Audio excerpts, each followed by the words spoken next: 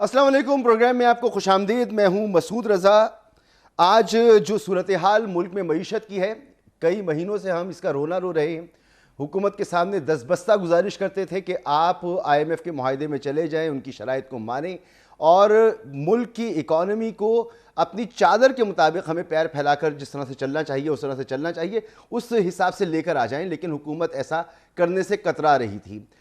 इब्तिदा में किया और फिर छोड़ दिया और फिर इसाक डार साहब आ गए और फिर ना जाने उन्होंने IMF को क्या क्या कुछ कहा और फिर उसके बाद 100 जूते भी और 100 प्याज वाली कैफियत हो गई है। अब जो IMF कहेगा वो हमें मानना पड़ेगा। अब चूं चरा की कोई गुंजाइश मौजूद नहीं, बल्कि डर अब यह है कि IMF मजीद क्या शराइत हमारे सामने रखेगा। अगर उसकी लिस्ट बढ़ जाती है तो पाकिस्तानियों के लिए मुश्किलात ही होंगी, इसमें कोई फ़ायदे की बात नहीं है। आज ये सियासी तौर पर बहस की जाती है कि गुज़िश्ता हुकूमत ने जो कुछ किया उसका खुमियाजा हम भुगत रहे हैं और मईशत तबाह हो गई और बर्बाद हो गई, पता नहीं क्या क्या कुछ कहा जाता है। लेकिन अगर आदाद शुमार पर आप नज़र डालें तो जिस वक्त गुज़िश्ता हुकूमत इमरान खान की हुकूमत वजूद में आई थी तो मिफ्ता इस्माइल साहब उससे पहले वज़ीर ख़जाना थे। जाते जाते वो कह के गए कि आने वाली हुकूमत को IMF के प्रोग्राम में जाना पड़ेगा। इमरान खान ने IMF का प्रोग्राम जब शुरू करना उनको करना था, उन्होंने नहीं किया, उन पर बड़ी तनकीद हुई, असद उमर साहब को फारिग किया गया। बहरहाल जब वो IMF प्रोग्राम में जाने लगे तो यही इस वक्त की जो PDM हुकूमत है ये अपोजिशन में थी और ये उस मुआहदे को IMF के साथ मुआहदा करने को, उनके साथ जाने को ज़हर कातिल करार देते थे मुल्क के खातिर, मुल्क के लिए। और फिर इमरान खान ने जब ये मुआहदा कर लिया तो उस पर लान तान होती रही। फिर जब फरवरी में गुज़श्ता साल इमरान खान ने इस मुआहदे से वो पीछे हट गए तो लान तान होती रही कि ऐसा क्यों किया, यानी मुआहदे में जाएं तो ये बुरी बात थी, मुआहदे में आएँ तो ये बुरी बात थी। बहरहाल IMF के साथ हमें जाना लाजमी था। इसके लिए जो भी सियासी मसलियातें गुज़िश्ता हुकूमत ने इख्तियार की हों या मौजूदा हुकूमत ने इख्तियार की हों वो मुल्क के लिए गलत ही साबित हुई। मिफ्ता इस्माइल साहब ने जब टेक ओवर किया, आने के बाद उन्होंने 7वां और 8वां रिव्यू करवाया और किस्त वसूल की, 8वीं किस्त जब वसूल की तो मिफ्ता इस्माइल का कहना था कि अब डिफ़ॉल्ट का ख़तरा ख़त्म हो गया। 36 अरब डॉलर की जो हमारे पास हमें ज़रूरत थी फाइनेंसिंग की, उसका इंतज़ाम हो चुका था, मामलात आगे चल पड़े थे। लेकिन फिर इसाक डार साहब ने आकर इन तमाम मामलात को रिवर्स कर दिया, यानी वही रविश, वही तरीक़ाकार, वही सब कुछ दोहराया जिस पर तनकीद होती थी गुज़िश्ता हुकूमत की। नतीजा ये है कि आज डॉलर ओपन मार्केट में 266 रुपये से ऊपर का है। इंटर बैंक रेट 250 अशारिया कुछ का है जो कि नापैद है, मिल नहीं रहा। पेट्रोल की जो कीमतें हैं वो अपनी इंतहा को पहुंच चुकी हैं, तारीख की बुलंद तरीन सतह पर हैं। हाई स्पीड डीजल की जो नई कीमत है 262 रुपये 80 पैसे, यानी आप इसे 263 ही समझें। केरोसिन ऑयल भी 189 का हो चुका है, 189.83 का। और लाइट डीजल ऑयल जो है वो 187 रुपये उसकी कीमत मुकर्रर हुई है। पेट्रोल की कीमत 249 रुपये 80 पैसे, यानी 250 रुपये का इस वक्त पेट्रोल आपको मिल रहा है। अब इसके साथ मज़ीद जो इसका असर आएगा वो ये होगा कि हर चीज़ पे कीमतें बढ़ेंगी। आवाम इस वक्त परेशान हुए हैं, बिलबिलाए हुए हैं, एकदम से आवाम के सर पर जो है ये एक के बाद एक बम फोड़ दिया गया है। अब सूरत हाल ये है कि इस तरह से तो हम आगे बढ़ेंगे ही, लेकिन सवाल ये है कि क्या जो दलील दी जाती थी गुज़िश्ता चलती हुई हुकूमत को फारिग करने की, वो दलील आज मानी जाएगी? क्या आवाम इस बात पर एतबार करेंगे कि वो अपोजिशन उस वक्त की जिसने 2 लॉन्ग मार्च किए महंगाई मुकाओ के नाम पर, जिसने धरने दिए, जिसने एहतजाजी रैलियां निकाली, उसने आकर अपनी हुकूमत में महंगाई कम क्या करनी थी, उस सतह पर क्या रोकनी थी, उससे कई गुना ज़्यादा बढ़ा दी है। और आलम यह है मौजूदा हुकूमत का कि 2 दिन से मुल्क में पेट्रोल पंप बंद होना शुरू हो गए थे। कल पूरे मुल्क में पेट्रोल की शॉर्टेज थी, ज़ख़ीरा अंदोज़ी अपने उरूज पर थी और हुकूमत को ज़ख़ीरा अंदोज़ों के सामने अपने घुटने टेकने पड़े और मजबूरन आज सुबह यह फैसला करना पड़ा। वरना आपने माजी में देखा होगा कभी ऐसा नहीं होता था कि दिन के वक्त ये फैसला होगा, रात में ऐलान होता था, 12 बजे के बाद से कीमतों का इतलाक़ होता था पेट्रोलियम की। लेकिन इस दफ़ा हुकूमत को घुटने टेकने पड़े। तो सवाल ये पैदा हो गया है कि अब IMF के मुआहदे में भी चले जाएंगे, अभी बिजली की कीमतें बढ़ जाएंगी, गैस की कीमतें भी बढ़ जाएंगी, लेकिन जो 8 करोड़ आवाम ख़त गुर्बत से नीचे ज़िंदगी गुजार रहे हैं उसको आप कैसे फीड करेंगे? क्योंकि आपने देख लिया ज़ख़ीरा अंदोज़ी के सामने आप घुटने टेक देते हैं, तो ऐसी सूरत हाल में आपका जो निचले लेवल पर जो इंतज़ामी ढांचा है वो तो बिल्कुल मफलूज नज़र आता है। टारगेटेड सब्सिडीज़ आप कैसे देंगे? तो इस पर हम बात करेंगे। साथ साथ जो सियासी मामलात हैं, इमरान खान साहब अब 33 के 33 कौमी असम्बली के हलकों से इंतखाब लड़ेंगे। मुल्क में गिरफ्तारियां, पकड़ धकड़ का भी माहौल है, तो सियासी अफरा तफरी भी है। फिर पार्लियामेंट परफॉर्म नहीं कर रही, ये एक बड़ा मसला है। और फिर हमें इलेक्शन की तरफ जाना है, तो इलेक्शन होंगे नहीं होंगे, ये भी बहस शुरू हो गई है। मेहमानों का मैं आपसे तारुफ कराऊँ, बैरिस्टर दानियाल चौधरी साहब मेरे साथ मौजूद हैं, नून लीग की नुमाइंदगी करेंगे। जनाब उस्मान डार साहब हैं, तहरीक इंसाफ की नुमाइंदगी करेंगे। हैदर वहीद साहब मेरे साथ मौजूद हैं और हम माशी हवालों से बात करेंगे। डॉक्टर नजीब खाकान साहब भी हमारे साथ मौजूद होंगे। तो मैं पहले तो ये गुफ्तगू करना चाहता था कि नजीब खाकान साहब हमारे साथ मौजूद हों तो हम उनसे बात करें। अगर वो मौजूद हैं तो मैं उनसे सवाल करूं, वरना फिर हम सियासी सूरत हाल की तरफ आगे बढ़ते हैं। ठीक है, डॉक्टर नजीब खाकान साहब हमारे साथ मौजूद हैं। डॉक्टर साहब बहुत शुक्रिया आपका। डॉक्टर साहब, ये अब तो एक के बाद एक बम फोड़ दिया हुकूमत ने, और हम इसी खतरे का इजहार कर रहे थे कि एकदम से जब आपको डॉलर की कीमत जो है उसको मार्केट वैल्यू के मुताबिक छोड़ना पड़ेगा तो वो बढ़ जाएगी। पेट्रोलियम में ऐसे ही करना पड़ेगा, गैस में, बिजली में। अब ये एक साथ महंगाई का तूफान आ जाएगा, एक सुनामी आ जाएगा। तो इससे बचा जा सकता था। और ये जो मिफ्ता इस्माइल साहब फरमा रहे हैं कि IMF के मुआहदे में ना जाकर इसहाक डार साहब ने नुकसान किया और कम से कम $3 अरब बचाए जा सकते थे इस सूरत हाल में, तो ये बड़ी नहायत ही गलत पॉलिसी थी इसहाक डार साहब के आने के बाद जो उन्होंने इख्तियार की। बिस्मिल्लाहिर्रहमानिर्रहीम। मसूद साहब, जब भी मेरी आपसे बात हुई है तो मैंने आपको हमेशा यही कहा है कि जो भी ममालिक बैलेंस ऑफ पेमेंट्स के चैलेंज में आते हैं उनके लिए कोई राह फरार नहीं है कि वो IMF का दामन ना छोड़ें और कोई मौका ना दें कि IMF एज एन एंकर साथ ना खड़ा हो मुल्क के। हमने 7वां और 8वां रिव्यू भी डिलेड किया। हमने कहीं फरवरी में 7वां रिव्यू शुरू किया, वो डिले हुआ। हमने अगस्त के एंड में जाकर 29 अगस्त को इनफैक्ट बोर्ड की अप्रूवल हुई। उससे क्या हुआ कि आपके ज़र मुबादला के ज़खायर जो थे वो दिसंबर 2021 में $18 अरब पे थे। आज आपके ज़र मुबादला के ज़खायर $3.5 अरब पे हैं। ये याद रखिए कि IMF के पैसे जब नहीं आते, अब 9th रिव्यू आपने शुरू करना था एंड ऑफ अक्टूबर में, आज आप एंड ऑफ जनवरी में हैं और अभी भी आपका रिव्यू जो है एक आध दिन में शुरू होने की उम्मीद है जैसे ही फंड की टीम पाकिस्तान आती है। पाकिस्तान एक डॉलर लिक्विडिटी क्रंच में है। पाकिस्तान एक इस वक्त ऐसी चीज़ में है जहाँ पे फ्लो ऑफ मनी को इम्प्रूव करने की ज़रूरत है। शॉर्ट रन में वो हम नहीं कर पा रहे और उसकी बड़ी वजह यह है कि हम IMF को साथ नहीं रखे हुए। मैं आपके सामने हाइपोथेटिकल ये रखता हूँ कि लेट से कि IMF का रिव्यू आपने नवंबर के शुरू में कर लिया होता, $1.2 बिलियन तो मिनिमम आपको IMF से दिसंबर में आ जाते, आप बोर्ड की अप्रूवल करवा लेते। इसके साथ साथ आपको सऊदी अरेबिया ने भी यही कहा कि $2 अरब जो हैं वो आप हमसे ले सकते हैं। चाइना का एक 700 मिलियन का रोल ओवर हो जाता। आपने UAE को $1.2 बिलियन वापस किए जो कमर्शियल हैं, उसकी रीफाइनेंसिंग हो जाती। अगर ये सब चीज़ें हो जाती तो मेरा ख्याल है कि ज़र मुबादला के ज़खायर आज यहाँ पे ना खड़े होते। अगर ये यहाँ पे ना खड़े होते तो आप ये समझिए कि जो रुपए पे आप इतना प्रेशर आ रहा है, और मैं बारहा कह रहा हूँ कि पाकिस्तान में प्राइसेस की movement, price of rupee, price of electricity, price of gas और प्राइस ऑफ पेट्रोलियम, आपको ऑर्डरली करने की ज़रूरत है। हम डिसऑर्डरली मूवमेंट की तरफ जा रहे हैं। अब भी this is your last chance. और नहीं, मगर अब तो गुंजाइश नहीं है ना डॉक्टर साहब कि पाकिस्तान ऑर्डरली अब जाने की अब तो गुंजाइश नहीं है। अब तो जाना पड़ेगा, 100 जूते भी पड़ेंगे और 100 प्याज भी खानी पड़ेगी। जी देखें, ऑर्डरली से मेरा मतलब यही था कि आपकी जो कदर है रुपए की, उसमें अगर स्लो एडजस्टमेंट होती तो कोई स्टेज ऐसी आती कि सप्लाई और डिमांड आपस में मैच कर जाती, और अगर सप्लाई बढ़ती तो शायद आप रिवर्सल भी देख सकते थे, जो कि अथॉरिटीज़ चाहती थी। मैं अंडरस्टैंड करता हूँ कि रुपए पे प्रेशर आता है, इन्फ्लेशन बढ़ती है, एक ऐसी सिचुएशन आती है। सो मैंने हमेशा यही एडवाइस किया कि आप रुपए की कदर में अगर सप्लाई और डिमांड को मैच होने देंगे, बाहर से आप इनफ्लोज को बढ़ाएंगे, तो हम इस सिचुएशन में नहीं खड़े होंगे। अनफॉर्चुनेटली ये जो डिले है इसने हमें कॉस्ट किया। दूसरा मसूद साहब, अब ये करना है, ये हमारा लास्ट चांस है। हम इसमें कोई भी कतई तौर पे, सारी पॉलिटिकल पार्टीज़ आपके फोरम पे मौजूद हैं, ये मेरी रिक्वेस्ट है और मैंने इन सब के साथ काम किया है और मैं इनको अब भी कहता हूँ, IMF is your last resort का डॉक्टर, उसको इस्तेमाल कीजिए। $3.5 बिलियन से $1 अपने ज़खायर को ड्रॉप ना होने दीजिए।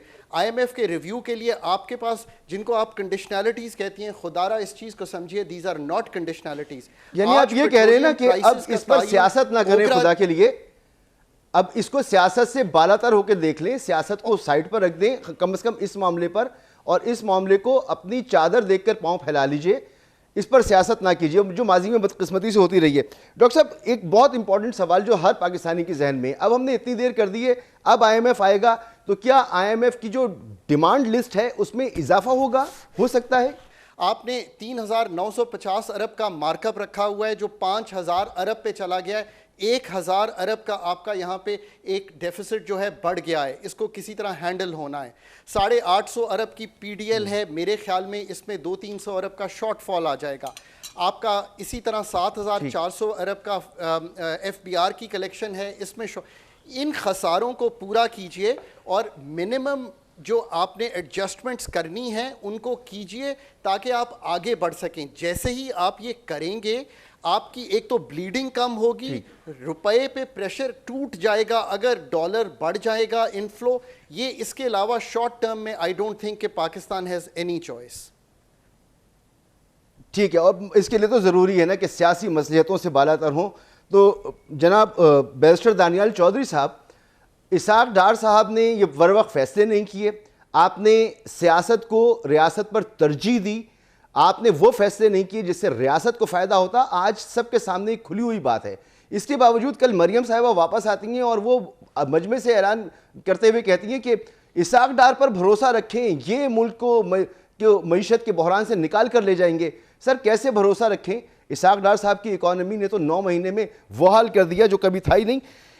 स्टेट बैंक के आदाद शुमार हैं, 17.48 अरब डॉलर हमारे पास 1 अप्रैल को मौजूद थे। 9 अप्रैल को इमरान खान की हुकूमत गई, 9 महीने में 3.5 अरब डॉलर हमारे पास बचे हैं। सर, बिस्मिल्लाहिर्रहमानिर्रहीम। मसूद साहब, एक चीज़ तो आप समझ लें कि ये जो IMF से नेगोशिएशंस चल रही हैं और जो हैं कि पाकिस्तान तहरीक इंसाफ ने 3 अरब डॉलर के लिए ऑलमोस्ट जो इनका है पैक, जो उसके लिए आपने पूरा अपना मुल्क बेचा है। अब इशू क्या है और इसको समझने की 6 अरब डॉलर सर, कि आपका मुल्क जो है 1/3 सर आपके 2 क्वार्टर्स के, मैं 2 क्वार्टर्स की बात कर रहा हूँ जो उनकी टर्म जो अभी हमें जिस 2 टर्म में मिलने हैं। तो अब आप मुझे बात बताएं कि आपने अपनी जो आपने जो साइन करी, आपने पूरा मुल्क बेच के आ गए हैं। अब आप मुझे बताएं कि आपका 1/3 of the countries under water, आपको दुनिया आपके साथ खड़ी हुई है कि आपको हेल्प करने के लिए खड़ी थी। नहीं, कैसे बेच कर आ गए सर? ये मुआहिदा आप कहते हैं कि और तरीके इंसाफ, इमरान खान को IMF के साथ मुआहिदा नहीं करना चाहिए था। आज एक सेकंड भाई मेरे मसूद साहब, बात मैंने ये कब कहा है? मैंने तो ये कहा ही नहीं है। मैं ये कह रहा हूं कि आपके साथ रीड आपने जो हमारा 1/3 of the country was under water, दुनिया आपके साथ खड़ी थी, पाकिस्तान में इन्वेस्टमेंट चाहिए थी। इमरान खान ने आपका तब भी अपनी सियासत को तरजीह दिया, मुल्क को आग लगाने की तरजीह दी, बंद करने की तरजीह दी और कंटेनर के ऊपर खड़ा रहा और अपनी सियासत चमकाता रहा, जब दुनिया आपको कह रही थी कि पाकिस्तान नीड्स हेल्प।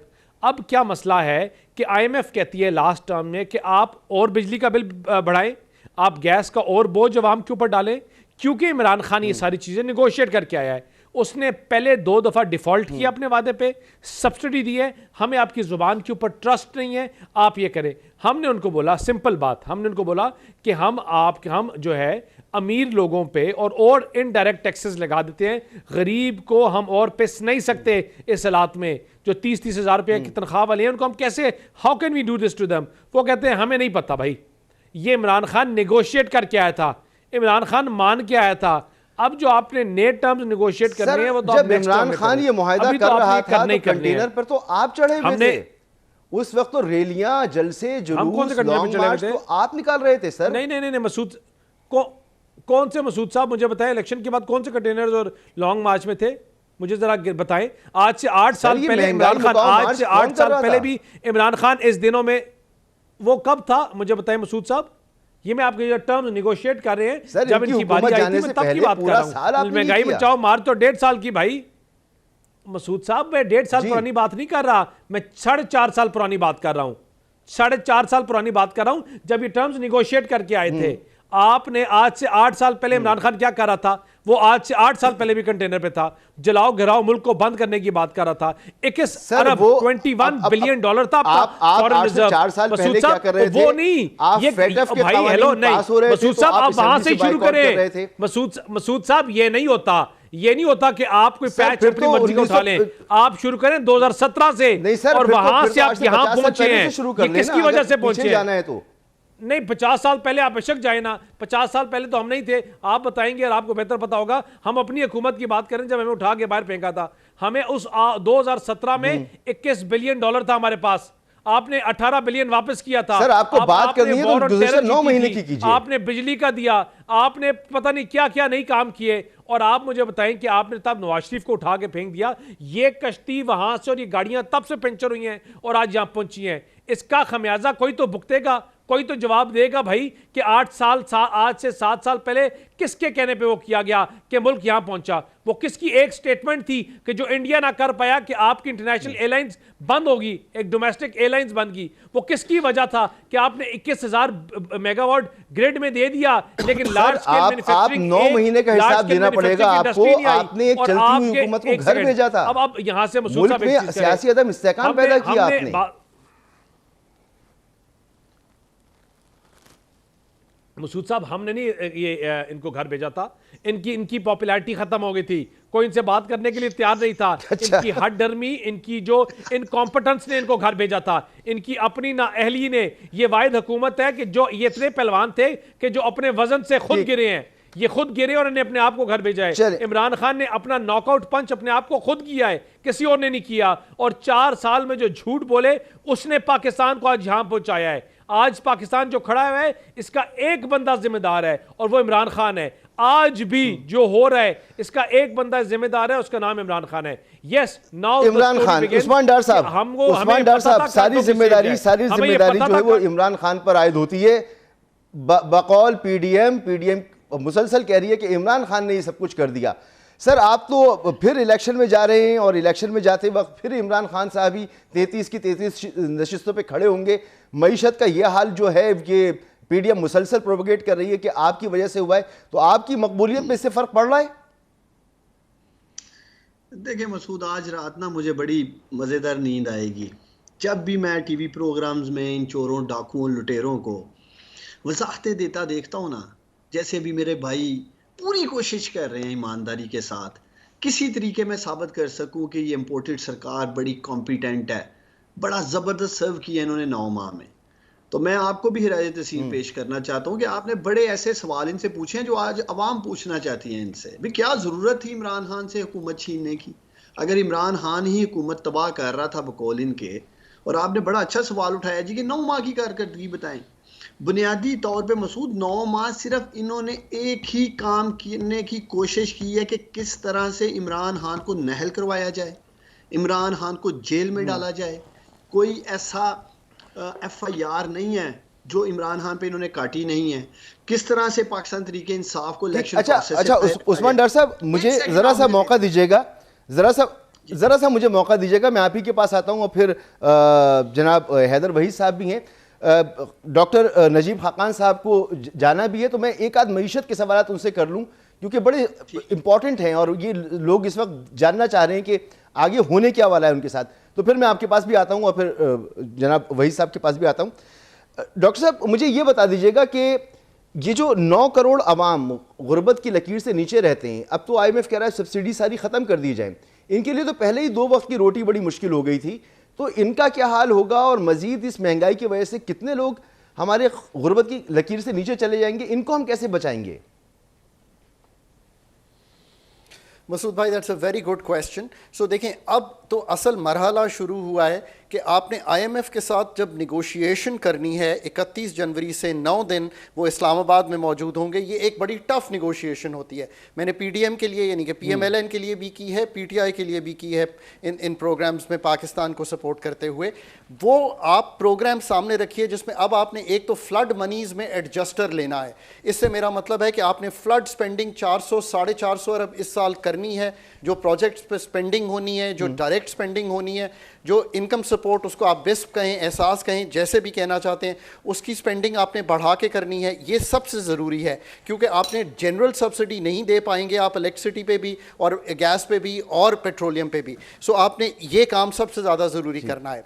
इसके साथ साथ आपने ये करना है कि आपने उनसे कुछ मांगना है कि जो बिजली की इंक्रीज़ है उसको स्टैगर करें। स्टैगर से मेरा मतलब ये है कि अगर 7.5 और 12 रुपए के दरमियान नेपरा के कहने पे इंक्रीज़ होनी है, ये IMF नहीं कह रहा, मैं बारहा सब दोस्तों को कहता हूँ कि ये तायुन नेपरा ने किया हुआ है, तो आप उनको कहिए कि इस वक्त मुल्क के हालात दुरुस्त कह रहे हैं लोग कि बहुत टफ हैं, फ्लड्स भी आए हुए हैं, कसाद बाजारी दुनिया भर में चल रही है, इन्फ्लेशन बहुत ज़्यादा है। सो आपने ये निगोशिएट करना है। तीसरी चीज़ आपने ये कहनी है कि जो भी टैक्स लगाना है, मेरी ये रिक्वेस्ट है पाकिस्तान के अमीर तबकात से कि प्लीज़ मानिए कि आप कोई agriculture income tax, property tax, one time wealth tax, one time tax on traders, हमेशा ये परमानेंट होना चाहिए। फ्लड लेवीज़, आप जो हमारा वो तबका है जो पैसे दे सकता है वो दे, क्योंकि हमारे 300 से 400 अरब की शॉर्टफॉल टैक्सेशन का है, ताकि हम फंड के साथ ये चीज़ तय कर सकें। इसके साथ साथ मेरी दूसरी रिक्वेस्ट ये है कि पाकिस्तान में ये जो हुकूमत है, जो भी हुकूमत इनकम्बेंट होती, PDM होती, PTI होती, हमें हर सूरत में उनको सपोर्ट करना है मिनहासुल कौम, कि वो साइन कर सकें डॉटेड लाइन पे और भेज सकें IMF को ये प्रोग्राम के एंड ऑफ द प्रोग्राम हम ये सारी चीज़ें उनके साथ तय कर सकते हैं। येट हमें वो सब्सिडीज, टारगेटेड इनकम सपोर्ट को बढ़ाएं, एहसास को बढ़ाएं। आप दूसरी चीज़ जो बढ़ा सकते हैं, फ्लड मनीज़ के प्रोजेक्ट्स बढ़ा सकते हैं, उनको बढ़ाएं। और उम्मीद ये रखें कि जो इंटरनेशनली रुपए की कदर है वो स्टेबलाइज हो जाएगी वंस ये चीज़ें आपके सामने आएंगी। और मेरी ब्रदरली कंट्री से भी ये है कि वो हमें इस वक्त सपोर्ट करें। डॉक्टर साहब बहुत शुक्रिया आपका, बहुत शुक्रिया। मुझे एक ब्रेक की तरफ भी जाना है, आपने वक्त दिया और आपने अच्छे मशवरे हुकूमत को भी दिए और मईशत की सूरत हाल भी बताई। आपका बहुत शुक्रिया। बैरिस्टर दानियल चौधरी साहब, उस्मान डार साहब, हैदर वहीद साहब हमारे साथ मौजूद हैं। एक ब्रेक के बाद वापस आते हैं और फिर सियासी हवालों से बात करते हैं और इंतज़ामी हवालों से बात करते हैं, क्योंकि जो इंतज़ामी हवाले हैं वो बहुत ज़्यादा इंपॉर्टेंट हैं अब अगर मुल्क को आगे लेके चलना है और एक गरीब आदमी को फीड करना है। एक ब्रेक के बाद।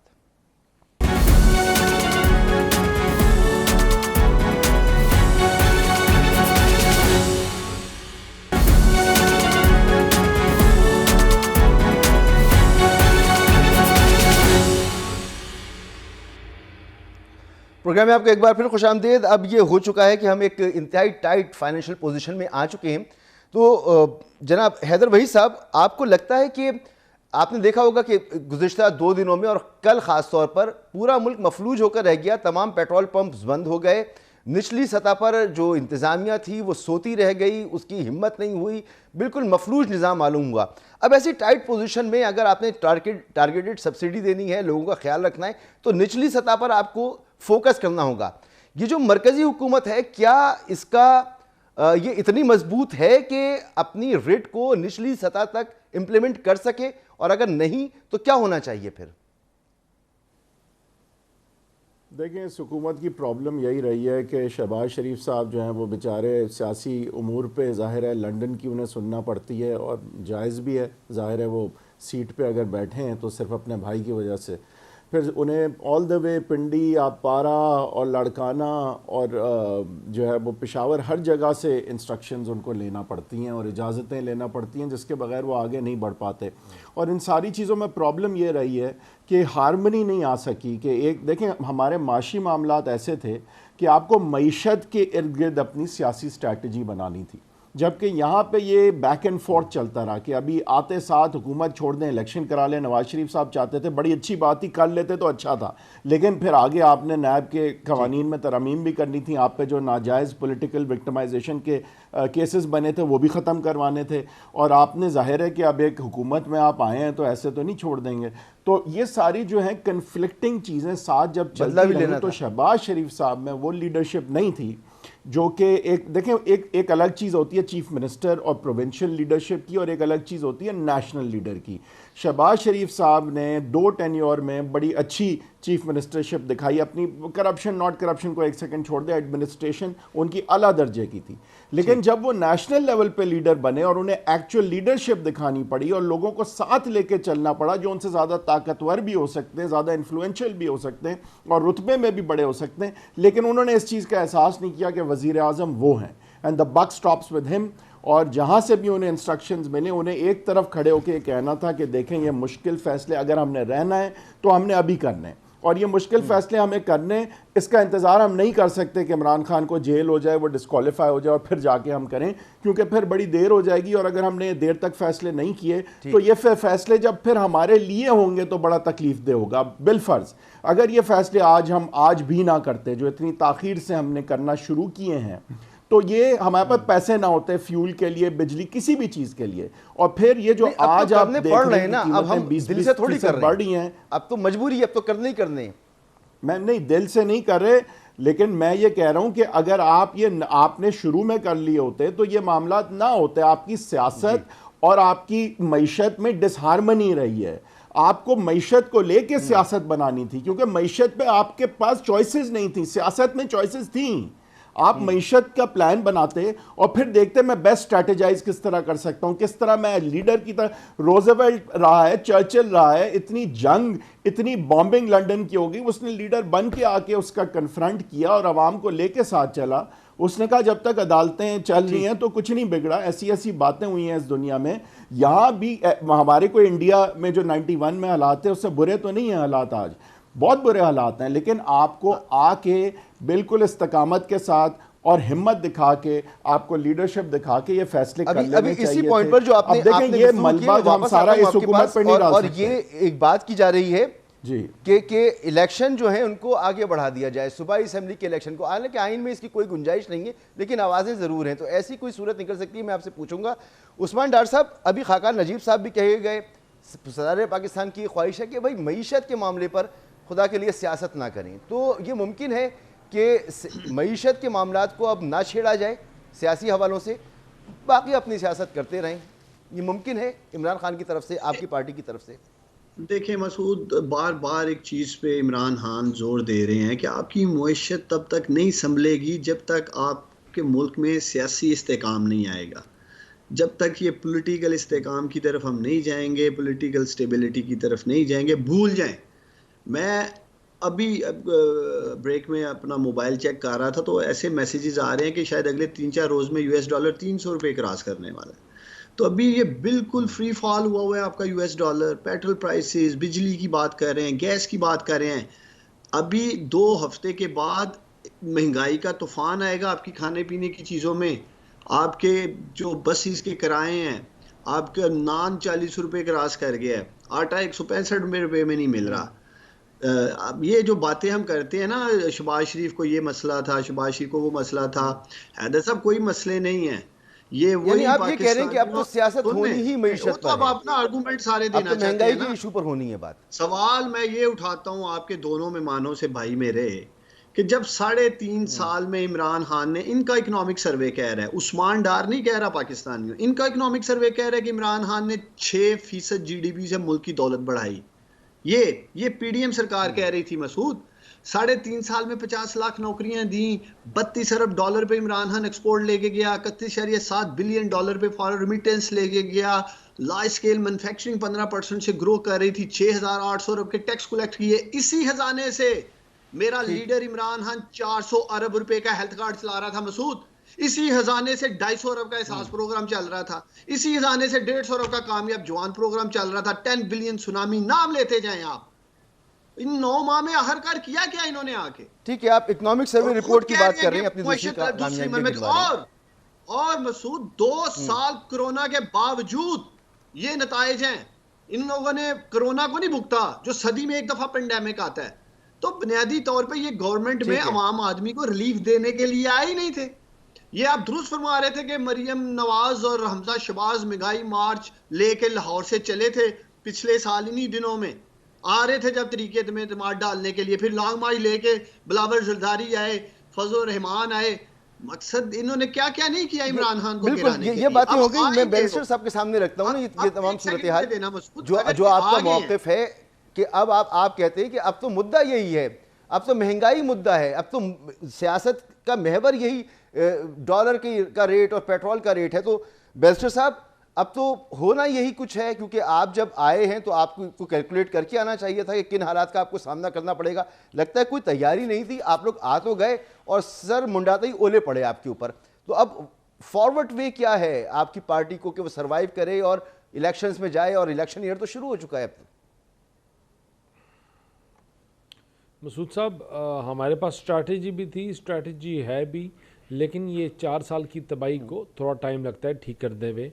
जिन्होंने 4 साल में आपके मुल्क की बुनियादें हिला दी, जो आपने सिंस 1947 नहीं कभी देखा, तो उसको ठीक करते हुए टाइम लगा। इंशाल्लाह इन नेक्स्ट फ्यू मंथ्स ये जब IMF की एक ये जो ट्रेंच आएगी, इसके बाद हमें सऊदीया से आएंगे एक 2 अरब डॉलर की ट्रेंच आएगी। फिर इंशाल्लाह वी एक्सपेक्टिंग ओवर 4 बिलियन जो फ्लड रिलीफ के लिए आएंगे। तो इंशाल्लाह in next coming 2 months things will be on the right track and better track. लेकिन इसके बावजूद देखें, we are going through tough times, the most tough times in history. और ये जो पाकिस्तान के साथ आज हुआ है, इसका इल्ज़ाम एक तो बंदा खाए, लेकिन आपकी हर चीज़ की जो पीछे कड़ियाँ हैं वो नाअहली और नाकामी और इनकॉम्पिटेंट गवर्नमेंट से मिलती हैं। कि जो इन्होंने कभी आटा था तो वो टाइम से नहीं कर सके, वीट थी तो उसकी शॉर्टेज है, गैस है तो वो टाइम से नहीं खरीद सके, LNG है तो वो टाइम से प्रोक्योर नहीं हो सकी, आपके शिप्स खड़े रहे, आपके कॉन्ट्रैक्ट्स हुए थे जो हमने लॉन्ग टर्म कॉन्ट्रैक्ट्स किए थे उन्होंने ख़त्म कर दिए। शायद हकान अब्बासी को जिनकी वजह से जेल उन्होंने उठा के डाला, अब कहने इनको उन टर्म्स के करीब भी कोई टर्म करें। अब तो 6-6, 7-7, 8-8, 12-12 डॉलर के ऊपर कॉन्ट्रैक्ट हो रहा है। तो देखें, ये आपकी इनकी जो 4 साल की इनकी दास्तान है, उसने पाकिस्तान को 40 साल पीछे ले गई है। और इंशाल्लाह आपको, लेकिन इसको हम दुरुस्त करेंगे, हम ठीक करेंगे। कामयाबियां आपको गिनवा दी, इकोनॉमिक सर्वे रिपोर्ट बता दी, अपने प्रोग्राम बता दिए, ये सब कुछ तो हो गया। लेकिन ये अभी कल जो हुआ है, यानी पूरा जितना मर्जी गिनवा दें, नहीं कर पाई। आज उसने घुटने टेक दिए, सुबह 11 बजे पेट्रोल की कीमतें बढ़ाई। सर आप तो इस पोजीशन में इतनी कमजोर, इतनी वीक हुकूमत है आपकी। नहीं, कोई घुटने कोई नहीं टेके मसूद साहब। खाली ये चीज़ थी कि आपने आई थिंक इसे खबर लीक हुई कि प्राइसेस कितनी बढ़ी हैं और आपकी हेजिंग होनी शुरू होगी। उसकी वजह से आवाम को बचाने के लिए और उस मुसीबत से बचाने के लिए बेसिकली हमने ये टाइमली जल्दी अनाउंस कर दिया कि कीमतें बढ़ा लें, वरना इसके बाद there was no other issue. और दूसरा था कि हमारी सूबे में गवर्नमेंट है सर, हम सूबों को मॉनिटर नहीं कर सकते, हम फोर्सफुली नहीं कह सकते, ना पंजाब को कह सकते हैं ना KP को कह सकते हैं। और हमने एक प्राइस डिसाइड कर दी जो I think it got leaked out from somewhere, और सूबों में आपके हेज हो रहे थे। फेडरल के जितने भी क्या नाम है पेट्रोल पंप्स पे थे, उस पर बिल्कुल नॉर्मल रूटीन में चल रहा था और सब कुछ बिल्कुल ठीक जा रहा था। लेकिन उस कैओस को बचाने के लिए हमने कुछ घंटे पहले अनाउंस कर दिया। Other than that there was nothing. अच्छा, जहां तक मसूद साहब, मैं फिर आपकी एक बात रिपीट करूंगा। दानियल साहब, आपकी लाइन शायद ड्रॉप है, मेरा सवाल आप नहीं सुन पा रहे, मैं वापस आता हूं आपकी तरफ। हैदर वहीद साहब, अभी बात ये हो रही है कि आज की तारीख तक सूबाई असेंबलियों के इलेक्शन, उनकी डेट नहीं आ पाई, और सुनने में ये आ रहा है कि किसी तरीके से इन इलेक्शंस को आगे बढ़ाने की कोशिश की जाएगी। आइन में तो कोई गुंजाइश नजर नहीं आती। क्या राह निकल सकती है जिसे कोई आइनी और कानूनी कवर मिल सके? मैं एक फर्जी तौर पर आपसे पूछ रहा हूं कि क्या ऐसा मुमकिन है? देखिए, आइन में कोई गुंजाइश नहीं है, ये बात दुरुस्त है कि ये लिखा है 90 दिन में इलेक्शन होंगे, ये नहीं लिखा कि अगर नहीं होंगे तो क्या होगा। लेकिन ये बड़ा क्लियर है कि जब 90 दिन में इलेक्शन होने की डेट अनाउंस अभी होनी थी और अभी नहीं हुई है, और कोई कोर्ट जाएगा और कहेगा कि ये कानून का और आइन का मैंडेट पूरा हो और गवर्नर अनाउंस करे डेट, तो उसे करनी होगी अनाउंस। इसमें कोई किसी किस्म का मेरे ख्याल से लीवे है ही नहीं आइन में। हाँ, ये ज़रूर अल्लाह ना करे कि डेट जिस दिन इलेक्शन होना है उससे 5 दिन पहले कोई ऐसी बात हो जाए तो आगे करना जो है वो किया जा सकता है, कोर्ट वहाँ पे जो है वो कर सकती है, वो बात नहीं है। लेकिन ये नहीं हो सकता कि आप आज बैठ के हफ्ते 2 हफ्ते के लिए आगे हो जाए, महीने के लिए आगे हो जाए। ये तो नहीं हो सकता कि जब जनरल इलेक्शन होंगे 9 महीने 10 महीने के बाद उसके साथ होंगे ये इलेक्शन, तो ये तो मुमकिन नहीं हो सकता मेरे ख्याल में। आगे नहीं हो सकता। नहीं, आज तो हफ्ते के लिए भी आगे नहीं हो सकता। मैं कह रहा हूं ये तो उस सूरत में आगे होगा जब कोई इमरजेंसी डेट के करीब बताई जाए। खुदा न खास्ता। आज तो किसी भी सूरत आगे नहीं हो सकता। देखें, कोई डीलिमिटेशन हो, कोई सेंसस हो, कोई चीज़ इलेक्शन को नहीं रोक सकती। एक जमहूरियत में, आइन में इससे बड़ा मैंडेट नहीं है कि free and fair timely elections हों। इससे कोई फरार नहीं है, किसी किस्म का फरार नहीं है। हाँ, बेशक के कुछ चीज़ें हैं, इमरजेंसी डिक्लेयर हो जाए या नेशनल असम्बली की मुद्दत बढ़ाने के हवाले से इमरजेंसी पहले तो जस्टिफाई हो, कोर्ट्स अपहोल्ड करें इमरजेंसी को, फिर वो 6 महीने के लिए हो, फिर 6, मतलब ये एक बहुत ऐसी बात है कि हम ये अज्यूम कर रहे हैं कि ये सारी चीज़ें कोर्ट्स जो इस पर ठप्पा भी लगाएंगी। वो तो खुदा जाने कोर्ट्स क्या करेंगी। लेकिन मेरी जो आइन की अपनी अंडरस्टैंडिंग है उसमें कोई किसी किस्म की गुंजाइश नहीं है कि 90 दिन से आगे बात जाए। हाँ, अगर उस तारीख आज देनी है 90 दिन के अंदर की, तारीख के करीब कोई ऐसी बात सामने हो जाए, कोई बड़ी चीज़ हो जाए, तो जाहिर है कि आगे की जा सकता है उसको उस सेंस में। लेकिन आज आप बैठ के नहीं कह सकते कि मैं जो है वो 85 दिन पहले ये डिसाइड कर रहा हूं कि मैं 90 दिन में नहीं करा सकता। ये नहीं हो सकता कि फिर वो पूरे साल भर के लिए आगे चला जाए और अगर आइन की किसी शिक पर अमल नहीं होता तो फिर आइन उसमें खामोश तो नहीं है, मगर अगर आइन पर अमल नहीं होता तो फिर वो आइन पर अमल ना करने की तो फिर सजा है। आइन पर तो अमल होना ही होना है। बहरहाल बहुत बहुत शुक्रिया आपका हैदर वहीद साहब, उस्मान डार साहब आपका भी बहुत बहुत शुक्रिया, बैरिस्टर दानियाल चौधरी साहब आपका भी बहुत बहुत शुक्रिया। आपने गुफ्तगू सुनी, बहुत सख्त मामलात हैं, हालात हैं। यहाँ पर एक ब्रेक लेंगे और ब्रेक के बाद हम बात करेंगे कि हमें अपनी सरहदों पर ख़तरात तो रहते ही हैं, लेकिन हमारा जो रिवायती हरीफ भारत है भड़कियाँ तो बहुत मारता है, लेकिन उसकी अपनी क्या हालात हैं, उसकी फ़िज़ाइया ख़ास तौर पर जिसको उसको बड़ा नाज होने लगा था कि नए तैयारे ख़रीद रहे हैं, बहुत बुरा हाल है। एक के बाद एक हादसात हो रहे हैं और आपके सामने रखते हैं तमाम मामलात एक ब्रेक के बाद।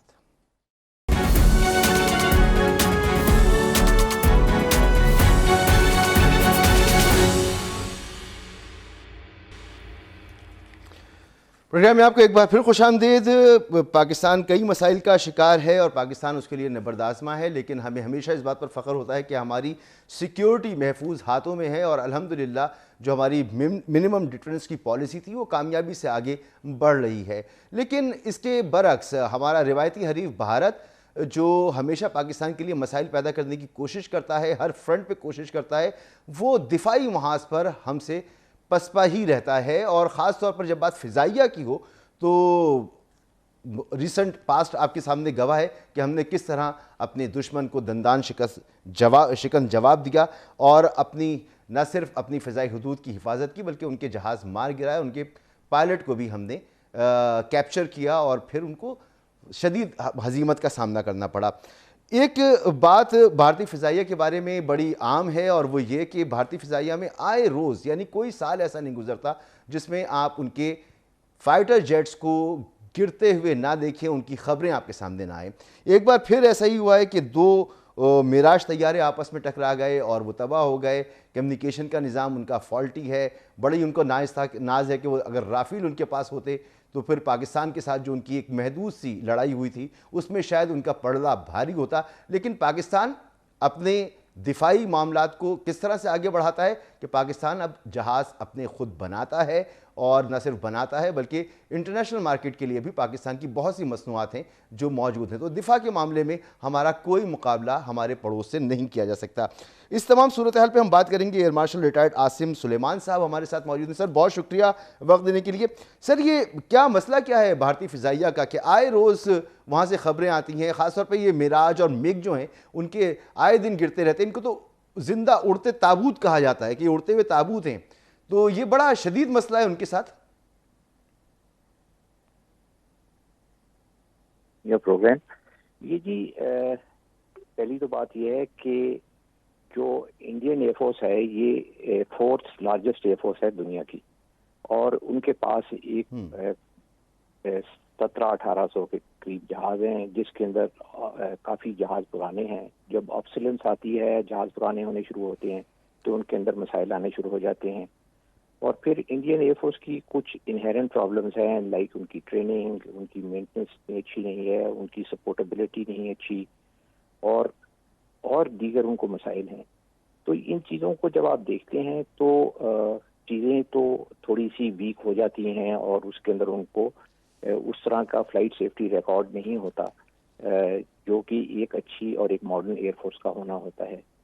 लेकिन ये जो आपने बात की जी फ्लाइंग कॉफिन्स की, ये बिल्कुल सही एक स्टेटमेंट है कि इंडियन एयरफोर्स के अंदर ये एक मिग 21 के लिए एक सेइंग थी कि जी ये जो है ये उड़ते कॉफिन है, और इसके ऊपर काफ़ी रद्द अमल भी आया कुछ पायलट्स का। और जिस तरह आपने बात की कि जी अभी कुछ चीज़ें आया हुई कुछ पिछले ऑपरेशंस के अंदर, इसमें भी इन लोगों का ये इनके पायलट्स का ये व्यू पॉइंट था कि ये यहाँ हमारे पास ऐसे जहाज़ हैं जो कि इतने सेफ नहीं हैं, और अगर हम कॉम्बैट में जाएंगे तो हम और भी अनसेफ फील करते हैं बिकॉज इनके अंदर वो कैपेबिलिटी नहीं है। तो ये तो एक इशू है। लेकिन अगर आप इस हवाले से बात करें कि ये जो 2 अगले दिन जहाज गिरे इनके, तो ये जहाज जो थे ये ग्वालियर से उड़ रहे थे, और एक जहाज SU-30 था और दूसरा जहाज मिराज 2000 था। और ये वहाँ पे इनका एक टैग दी जो जिस तरह टॉप गन है अमेरिकन का, और हमारा जो है CCS है जहाँ पे जो है हाई प्रोफाइल और हाई कॉम्प्लेक्स मिशंस किए जाते हैं, ये वो वाला इनका अदारा है जहाँ से ये जहाज उड़े। अब इसके अंदर एक इनहेरेंट होता है, हाई रिस्क मिशंस होते हैं ऐसे इंस्टीट्यूशंस के अंदर, और उसके अंदर काफ़ी ज़्यादा पेचीदगी होती है मिशंस के अंदर उड़ने में। और मेरा ख्याल है उनमें से कोई पेचीदगी को ठीक तरह से जो है वो मद्देनजर नहीं रखा गया, जिसकी वजह से जहाज आपस में टकरा गए। और जो तो मेरी असेसमेंट में जो इनका, तो सर ये साबित होता है ना कि आप लार्जर एयरफोर्स दुनिया की भले से बन जाएं, लेकिन जो महारत है वो आखिर में प्रिवेल करती है, जो अल्हम्दुलिल्लाह पाकिस्तान के पास भरपूर है। जी देखिए जी, इंडियन एयरफोर्स के अंदर उनके मसाइल में से उनकी ट्रेनिंग एक बहुत बड़ा मसला है, और उनके ये तो ट्रेनिंग का मेयार इतना अच्छा नहीं, और दूसरा ये है कि हर साल उनके जो हैं तकरीबन 80 से 100 पायलट जो हैं वो एयरफोर्स छोड़ देते हैं, जिसकी वजह से उनके यहाँ जो एक होती है cockpit to pilot ratio, cockpit to pilot ratio जो है उनकी काफ़ी कम है as compared to the other air forces, because जहाज एक जो कॉम्बैट जहाज होता है उसको दिन में कम से कम 4 से 5 मिशन करने होते हैं, और उसके लिए जहाज तो होगा लेकिन आपको पायलट्स रोटेट करने होते हैं। तो उस तरफ से भी उनका फुकतान है कि उनकी पायलट्स जो हैं वो कम हैं, और कुछ ट्रेनिंग के अंदर भी कमी है। लेकिन इस तरह के एक्सीडेंट्स हाई रिस्क इन्वायरमेंट में हो सकते हैं, और चूंकि ये हाई रिस्क मिशन था, और उस एक्चुअली इन इंस्टीट्यूशंस के अंदर जब हाई रिस्क मिशन होते हैं उसका ये मतलब नहीं होता कि वो डेंजरस हैं या उसके अंदर एक्सीडेंट होगा, लेकिन एक्सीडेंट होने का चांस होता है, उसमें कहीं पे भी थोड़ी सी कोताही हो जाए तो इस तरह का एक्सीडेंट हो सकता है। ठीक, बहुत बहुत शुक्रिया सर आपका, thank you so much. Air marshal retired Asim Suleman साहब हमारे साथ मौजूद थे। तो अल्हम्दुलिल्लाह कितने भी मसाइल हों पाकिस्तान के, लेकिन हमारा दिफा जो है वो मजबूत हाथों में है, और इस तरफ से हमें परेशान होने की ज़रूरत नहीं है। हमारा जो इस वक्त फ्रंट होना चाहिए, पूरी कौम का फ्रंट होना चाहिए, वो मईशत होना चाहिए, और मईशत पे हमें भरपूर तवज्जो देनी चाहिए, और मुल्क से सियासी अदम इस्तेहकाम को ख़त्म करना चाहिए। इजाज़त दीजिए, अल्लाह हाफ़िज़।